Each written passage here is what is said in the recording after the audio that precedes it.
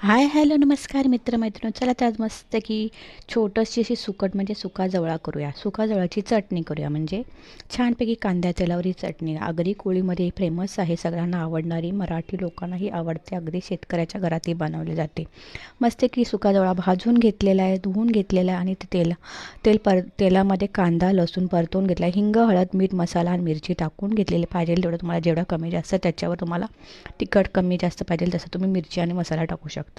आता सुका जवळा भिजवून घेतलेला, धुवून स्वच्छ घेतलेला आहे, म्हणजे त्यातली वाळू वगैरे निघून जाते. आणि छानपैकी मीठ टाकून एकदम चवीनुसार मीठ टाकायचं आहे आणि इकडून तिकडून हळून घ्यायचं आहे. तव्यावर करा, कढईत करा, कशाही करू शकता. मस्त की अशा पद्धतीने करून बघा. छान थोडंसं झाकण ठेवायचं, म्हणजे त्याला पाणी सुटतं आणि पाणी सुटलं की पुन्हा त्याच्यावरचं झाकण काढून घ्यायचं आहे आणि पुन्हा मस्त दंदून अशी उकळी काढून त्याची मस्त की पाणी एकदम सुका करून घ्यायचं आहे. पाणी आटून घ्यायचं. पाणी आटलं की त्याच्यात कोकम टाकायचं आहे चवीनुसार. टॅमॅटो टाकला पण कोकमाने चव छान येते, म्हणून कोकम टाका. अशा प्रकारे सुका जवळा म्हणजे छानपैकी सुकटाची चटणी खूप सुंदर होते. आवडल्यास लाईक शेअर सबस्क्राईब करायला विसरायचं नाही. तुम्हाला आवडते का सुकटाची चटणी, म्हणजे सुकटीची चटणी किंवा सुका जवळा? आवडत असेल कमेंटमध्ये सांगा.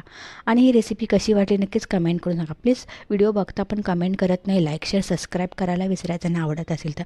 छान छान व्हिडिओ माझे असतात, भाज्यांचे, टिफिनचे आयडिया, मच्छीचे वेगवेगळे प्रकार कसे वाटते नक्कीच कमेंटमध्ये सांगा. पुन्हा भेटू, तोपर्यंत बाय बाय.